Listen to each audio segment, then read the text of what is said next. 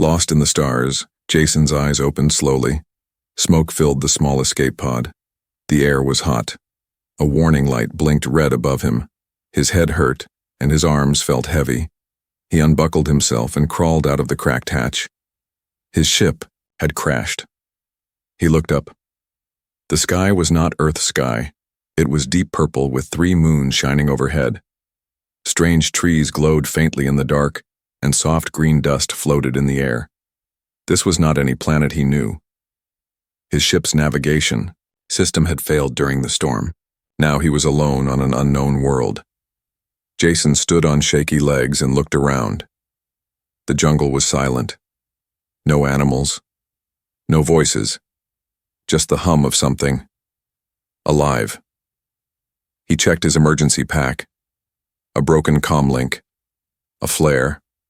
Some food bars. A flashlight. Not much. I need shelter before night, he said to himself. He started walking. Every step crunched softly over glowing leaves. The ground was warm. It was as if the planet breathed under his feet. Jason moved carefully, using his flashlight to guide his way. After an hour, he found a small cave at the base of a hill. It was dry inside. Safe for now. He set up a small fire using his emergency heat rods. He ate half a food bar and leaned back. But something didn't feel right. He had that strange feeling, like someone was watching. Jason turned off the light and listened. At first, silence. Then, a rustle. Then, footsteps. Soft. Light. Too light for an animal. Jason held his breath. His hand reached for the flare just in case. He peered out from the cave but saw nothing. Maybe my mind's playing tricks, he whispered. He tried to sleep. But the strange sounds outside continued. And just before dawn, he heard it. Thou voice, not English, not any language he knew. Soft, whispering, feminine. Jason sat up instantly. He wasn't alone. Morning came. Jason stepped out of the cave. He searched the area for signs. That's when he found them. Bare footprints. Small and narrow, dozens of them. They circled the cave. He looked up at the trees. There were symbols drawn on the bark, carved deep, symbols of eyes, stars, and a man. Jason's heart pounded. Someone's watching me, he said. He decided to move fast. He had to find help, or a place to hide better. As he moved through the jungle, he saw more signs. Small traps set on the ground. Wooden carvings tied to branches. He avoided them all. But the more he walked, the more he felt surrounded. That's when he saw the figure, a woman. Just for a second, standing between 2 trees, skin glowing faintly like the leaves, hair long and silver, her eyes locked with his. Then she vanished. Jason blinked. Was she real? He started running, but the jungle seemed to close in. Vines hung low. Strange flowers opened as he passed. He ran for what felt like hours. Finally, he reached a large stone ruin. Vines had covered it, but it looked like a temple, or maybe a meeting place. He stepped inside. Then, footsteps behind him. Dozens. He turned. They were all women. Alien women. Their skin was soft shades of blue, purple, green. Their eyes were sharp. Some held spears. Others had blades made from crystal. They looked like warriors. And yet, none attacked. They just stared. Jason raised his hands. I don't want trouble, he said. They spoke in soft tones, their language fast and unfamiliar. Then one stepped forward. She looked older. Tattoos covered her arms. Her voice was calm and her eyes curious. You are man? She asked in broken galactic common. Jason nodded. Yes, human, from Earth. Gasps spread through the group. The elder woman looked stunned. She turned to the others and said something. Some looked excited. Others looked afraid. She turned back to Jason. You Our first man in 70 cycles. You... stay. Jason's mouth opened. Wait, what? But before he could ask more, the women began to close in around him, not to hurt him, to observe him, to touch his skin, to smell his hair. He was the only man they had seen in generations, and now he was theirs. The hidden eyes Jason didn't sleep that night. The alien women had led him to a tall hut made of soft tree bark and glowing vines. Inside, there was a mat of moss and warm stones beneath it. A strange, sweet scent filled the air, but Jason couldn't relax. He sat near the entrance, wide awake, listening. Outside, the forest was alive with sounds, whispers, clicks, strange laughter. He wasn't just being watched. He was being studied. Every move he made, they followed. Every breath he took, they seemed to hear. Morning came with a soft light that painted the sky in lavender and orange. Jason stepped outside and looked around. The alien tribe was already awake. Some women sat near fires grinding glowing seeds. Others bathed in small pools, their hair shining like silver threads. But all of them paused when they saw him. Their eyes followed him. Their faces were unreadable. Some were curious, others guarded. Jason walked slowly, unsure where to go. A young girl with green skin offered him fruit in a leaf bowl. He nodded politely, then walked to a quiet corner, trying to think. Why were they so quiet? So strange? He remembered the elder's words last night. You, our first man in 70 cycles. That wasn't just rare, it was unbelievable. He sat on a flat rock, staring into the distance, trying to make sense of it all. Suddenly he heard soft footsteps behind him. He turned fast. It was Sira, the healer girl with violet eyes. She had been the only one who had looked at him without fear or desire. You are scared, she said softly. Jason nodded. Yes, I don't know why I'm here or what they want. Sira sat beside him. They want many things. Some remember the old ways. Some want children. Some just want power over you. Jason's eyes widened. Power over me? Sira looked down. To them, you are no longer a person. You are a symbol, a solution, a mystery. He stood up, nervous. I'm not a god. I'm not a prize. No, she said, but you are rare, and they will not let you go. That night, Jason tried to make a small plan. He gathered branches, built a small wall around his hut, and tried to craft a sharp stick for defense. But everything he did, someone undid. His wall, taken apart by morning, his tools, vanished. Even, his footprints were wiped clean, as if the forest itself erased them. Someone, or something, didn't want him to leave. Jason set up a trap using a rope, just to test if someone came in while he slept. He placed it near the entrance, hidden beneath leaves. He went to bed pretending to sleep, and waited. Hours passed. Then, snap. The trap was triggered. Jason jumped up and turned on his flashlight. Nothing.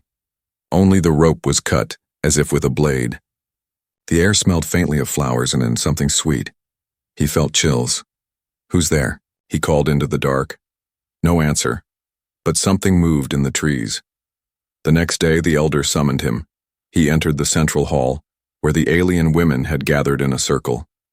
You try to trap us, the elder said coldly. Jason looked around. Angry faces, cold stares. I was scared. I only wanted to know if someone was sneaking in. A silence followed. Then Sira stepped forward again. He means no harm. He only wants safety. The elder raised her hand. Silence. She turned to Jason. You are here now. You do not set rules. You do not build traps. You obey. Jason's jaw tightened. I'm not your prisoner. The elder's eyes narrowed. No, you are our guest. But if you try to leave, you will be followed. Watched and stopped. Jason looked around. Every woman in that hall was stronger than him, faster, smarter in this world. He couldn't fight them, not yet. But deep in his heart, a fire lit. He would not be a pet, not forever. Later that night, Sira came to his hut quietly. "You made them angry," she whispered. "I don't care. I'm not going to live like a prisoner," he replied. Sira looked at him with sad eyes. "Then you must be careful. The eyes you see aren't the only ones watching." "What does that mean?" he asked. Sira hesitated. Then she said, "There's something in the forest, older than the tribe. Even we fear it. It wakes when men come." Jason froze. "Something worse than the tribe?" Sira nodded slowly. "Yes. And now, it knows you're here." Jason sat under the wide purple sky, sharpening a piece of bark with a jagged stone. His hands trembled, not from fear but from pressure.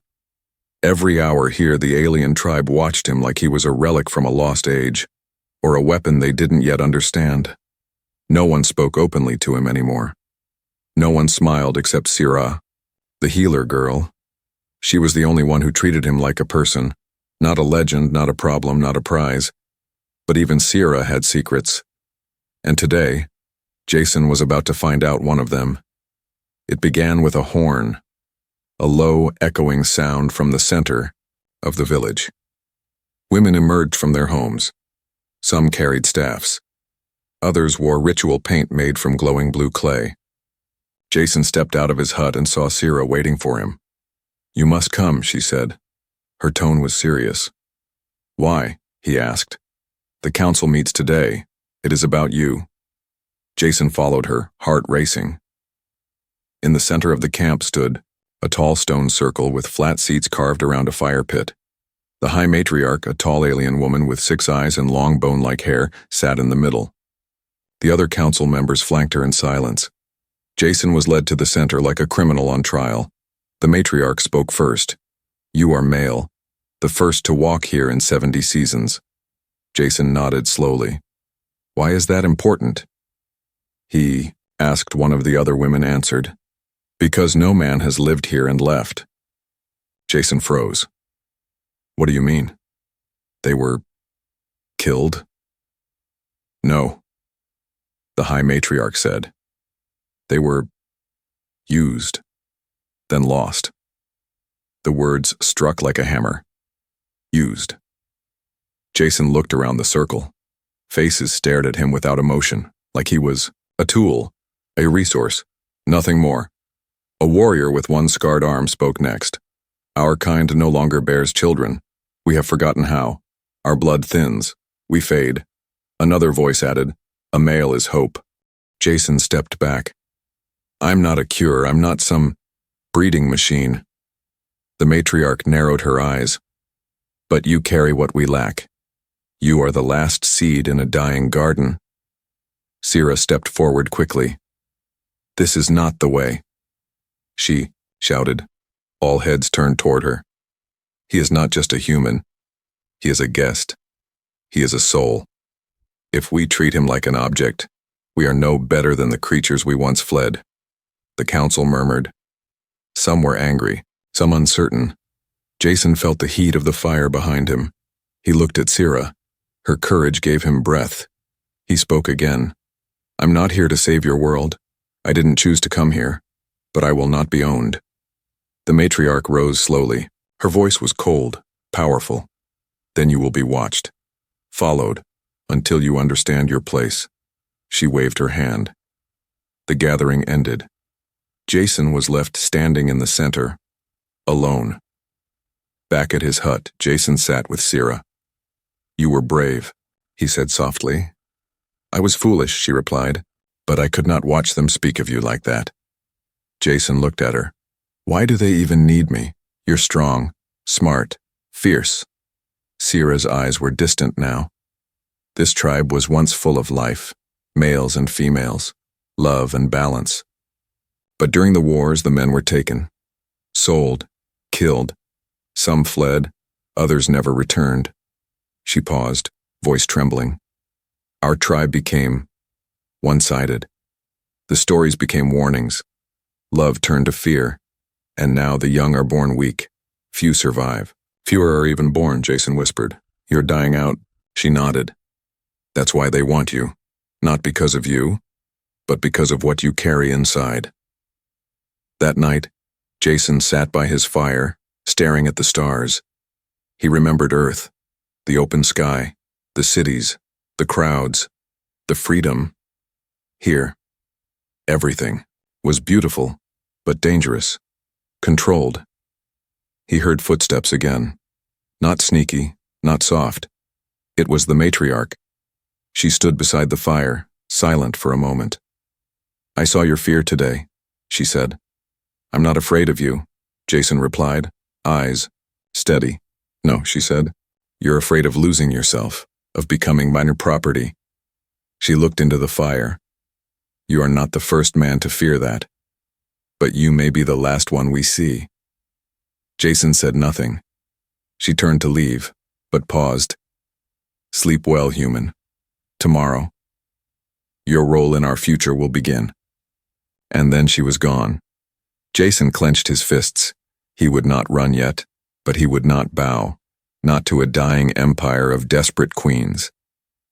Jason stood at the edge of the glowing forest. He wasn't trying to run, not yet, but he needed space. Space to think. The council's words still echoed in his mind. Tomorrow, your role in our future will begin. What did that mean? Would they force him? Lock him up? Use him? He didn't want to be their future. He just wanted to survive. Suddenly, he heard a twig snap behind him. Jason spun around, holding a sharp branch like a spear, but it was only Sira. She stepped out from the brush, calm, but worried. You shouldn't. Be out here alone, she whispered. I needed air, Jason replied. They want to use me, Sira. Like I'm not even human. I know, she said softly. And I argued with the council again. But they don't listen to me. Not anymore. Jason stared at her. Then who do they listen to? Sira hesitated. Then she whispered one word. The Empress. Jason had heard the name before. A mysterious figure. Rarely seen. Said to be older than the tribe itself. She never spoke to outsiders. Never stepped down from her tower, deep in the mountains. But now she had summoned him. Before sunrise, 2 warriors came to his hut. Silent, strong, eyes like stone. They led him through the forest, across blue rivers and into the hills. By midday, they reached a tall black tower made of carved stone. It rose like a finger into the sky, wrapped in glowing vines. Birds circled above it, but the land around it was quiet. Too quiet. No women, no guards. Just a thick door. One warrior knocked 3 times. The door creaked open, and Jason stepped inside. The Empress sat alone. Her skin was pale silver, smooth like marble. Her long hair floated around her, glowing faintly. She didn't look old, but she felt ancient. She didn't speak right away, she just watched him. Jason waited. Finally, she spoke. Her voice was calm, but powerful. Do you know why they fear you? Jason shook his head. Because I'm a man? No, she said. Because you are free. Jason blinked. I don't understand. The Empress stood and walked toward a glowing pool in the center of the room. This tribe forgot how to live. They remember only how to survive. You are not a threat because of your body. You are a threat because of your mind. Jason said nothing. The Empress turned to him. I will give you a choice. His heart skipped. She continued. The council wants to control you, breed you, bind you. But I see value in something deeper. I see value in change. She raised her hand. You may join us as a mate, yes, but not as a prisoner. Only as an equal. Jason stared at her. Why would you offer me that? She smiled slightly. Because you see our brokenness. And unlike others, you still see people in us. Jason exhaled. And if I say no? The Empress looked away. Then the council will vote, and you will be claimed. Jason felt cold. This is not much of a choice. No, the Empress said, but it is the best I can give. That night, Jason returned to the village. The council gathered again. Sira sat in the back, eyes full of hope. The matriarch stood. The time has come. He is our only chance. We must decide. Jason stood tall. I spoke with your Empress, he said loudly. Gasps echoed across the room. She gave me a choice. I will stay. I will help. But only if you treat me as equal, not as a thing. The matriarch's eyes narrowed. And if we don't? Jason didn't blink. Then I will die before being owned. A long silence. Then the matriarch turned to the circle. Council, vote now, equality or control. Hands began to rise. 1, 2, 5. Sira stood up. The old way has failed, she shouted. Let us try something new. More hands rose. In the end, only 4 remained down. The vote had been made. The matriarch turned to Jason. Then so be it. You are no longer property. You are one of us. Later that night, Jason sat by the fire with Sira.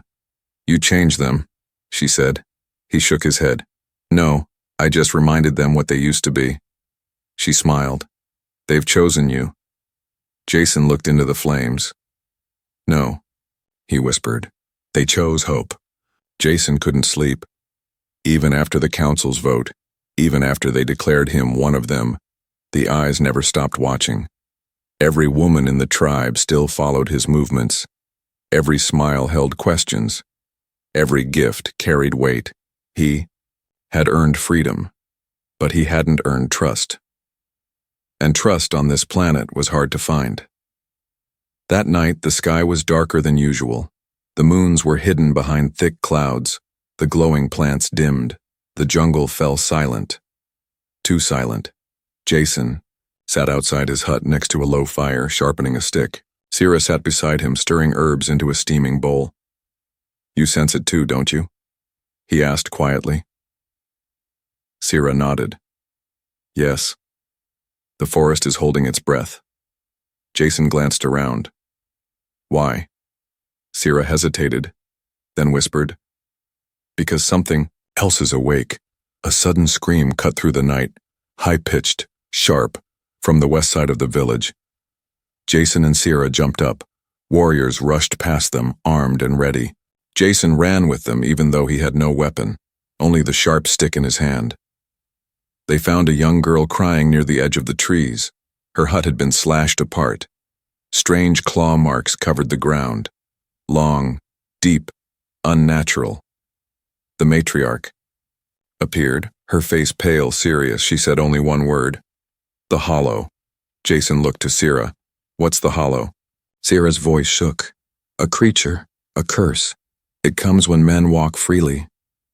Back at his hut, Jason sat near the fire again, holding his knees. His chest was tight. I thought I was free, he whispered, but now something wants me dead. Sira sat beside him, setting down a small charm made of bones and vines. It doesn't just want you, she said. It wants to destroy change. Jason looked up. Why me? Sira looked at the flames. Because no one has ever made the council change before. You are the first man to be seen as equal. That alone is dangerous. He stared into the night. Then he asked quietly, Do you believe I belong here? Sira turned to him. Yes, she said. Because even in fear, you still protect. Jason couldn't sleep again. So he walked. The village was quiet now. Warriors patrolled the trees. Small charms hung above every hut. But still, the fear was thick in the air. He walked past the council's circle, past the silent pool where he first saw Sira mix herbs, and stopped near the far edge of the forest. And then, he heard it. A whisper. Not in English, not in the alien tongue, but something deeper. Ancient. It echoed straight into his bones. He stepped forward. Hello? He called. Another whisper. This time, louder, closer. His heart pounded. He raised the stick. Then something crawled out from the shadows. It wasn't a beast, it wasn't a woman, it was both. Its body was twisted, made of root and flesh, its face half bone, half glow. But worst of all, it had his face. Jason stared. In horror, the creature spoke in his voice. "They will not change. They will only consume you." Jason stepped back. "You're not real." The creature grinned. "Neither are their promises." Jason swung the stick, and it passed through smoke. The creature vanished, but on the ground where it stood something remained, a burned handprint in the earth. Jason ran. The next day, he told the council everything. Most didn't believe him. Some whispered that the hollow had returned. Others blamed him for bringing its curse. The matriarch stood silent. Sira stepped forward. "He speaks the truth. I have heard the whispers too. Something old is awake." The matriarch raised her staff. "Then, we must test him." Jason's jaw tightened. "What kind of test?" That night they took him to the dark pit. A deep cave at the base of the hills, no lights, no fire, only silence. "You must stay until dawn," the matriarch said. "If the hollow takes you, then your freedom was a mistake." Sira held his hand one last time. "I'll wait for you," she whispered. Jason nodded. "I'll come back." Then they closed the stone gate. He was alone in the dark. Hours passed. Jason sat in the blackness, surrounded by dripping walls and damp air. He breathed slowly, trying not to panic. Then, the whispers came again. But this time, they spoke his memories. His father's voice, his mother's laugh, Earth's music, the sound of rain.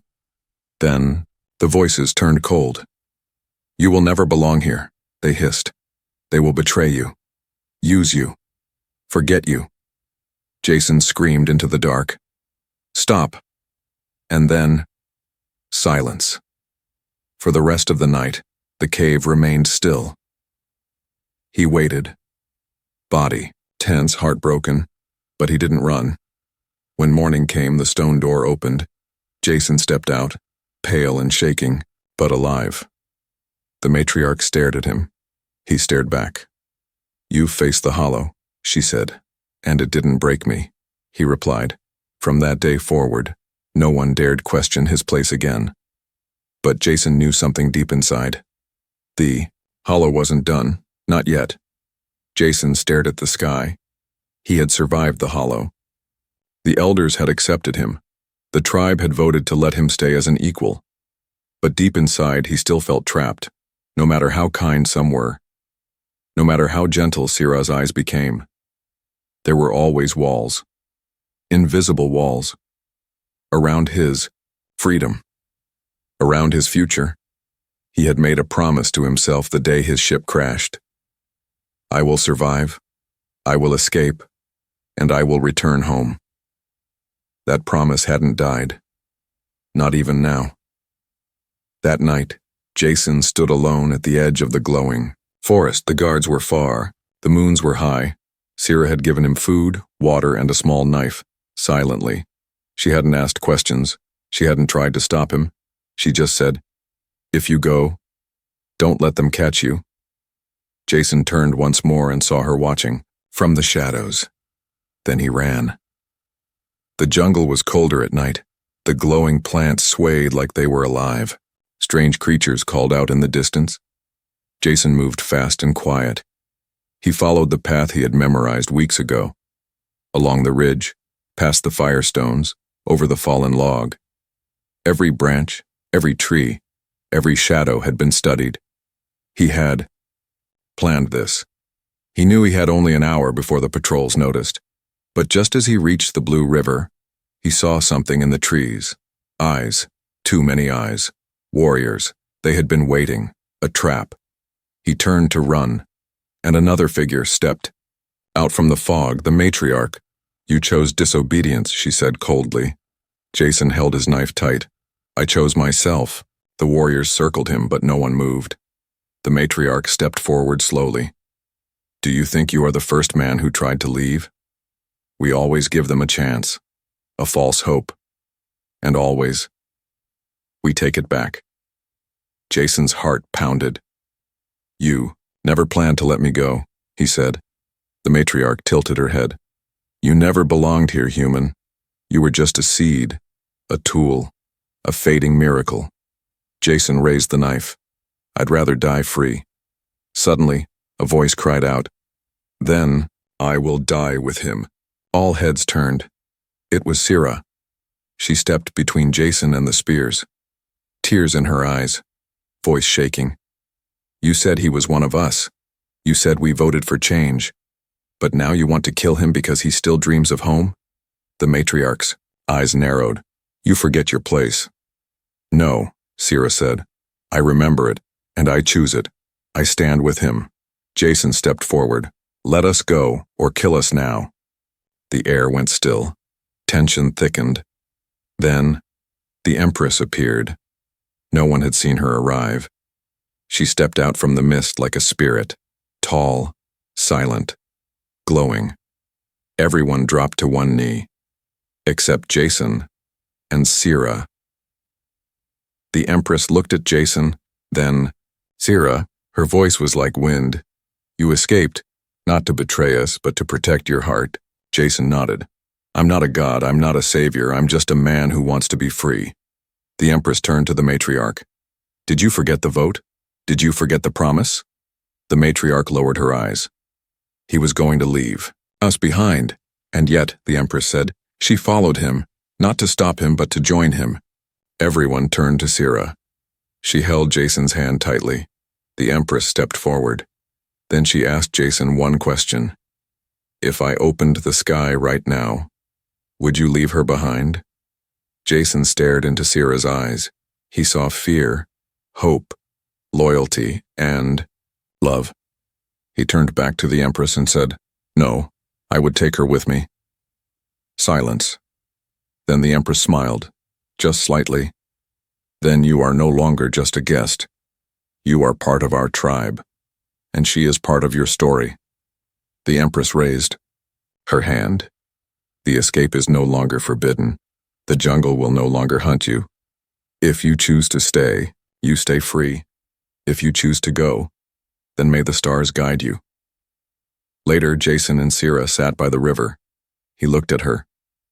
You'd really leave your world for mine? Sira leaned against his shoulder. I already did, the night I chose you. Jason closed his eyes. For the first time since crashing on this planet, he didn't feel lost. Jason stood before the fire circle, not as a stranger, not as a prisoner, but as a man who had changed the future of a forgotten world. The tribe had gathered under the twin moons. The women who once feared him now watched with quiet respect.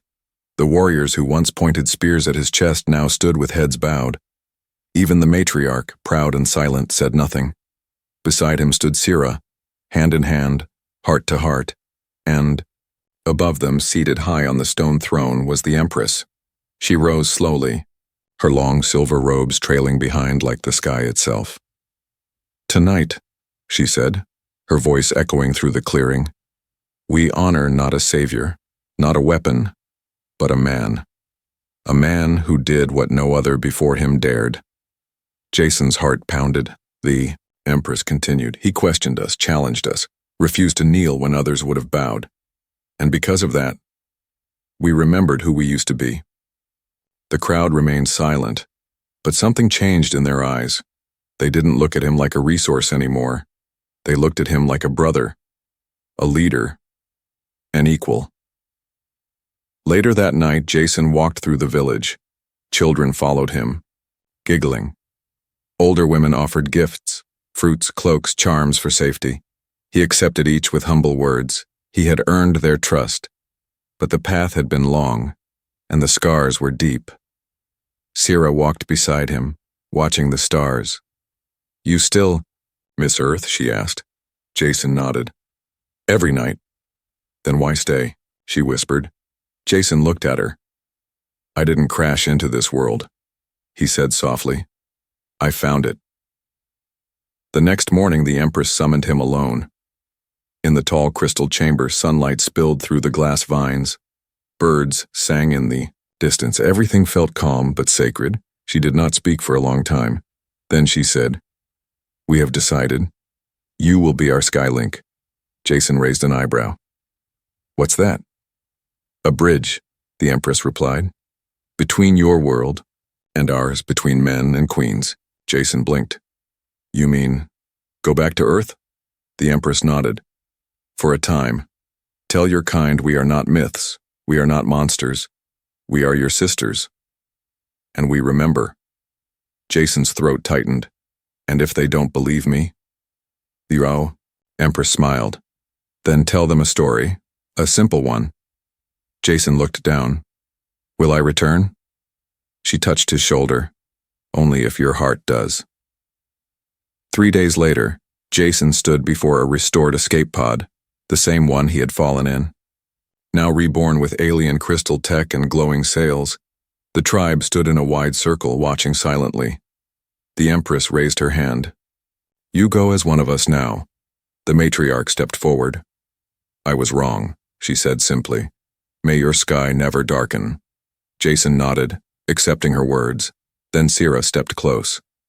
Tears shone in her violet eyes. "You will come back?"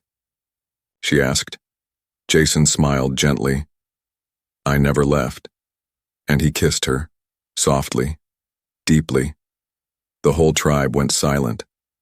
Then the Empress smiled. "He has chosen." Jason turned, climbed into the pod and closed the hatch. The engines hummed. Stars filled the screen. And as the pod rose into the sky, breaking through the purple clouds, the tribe below raised their hands in silent salute. A world that once feared, men now sent one into the stars as their voice. Months later on Earth, in a quiet lecture hall, Jason stood before a crowd of doubters. He showed the scars, the symbols, the tech, the memories. He spoke of honor, change, and an alien people who lived in harmony with the land, yet forgot how to live with each other. Many didn't believe him, but one girl in the front row raised her hand. "Will you go back?" she asked. Jason smiled. "I never left," he said again. And above him, unseen by all, a small alien craft shimmered in the clouds, waiting for its man among queens.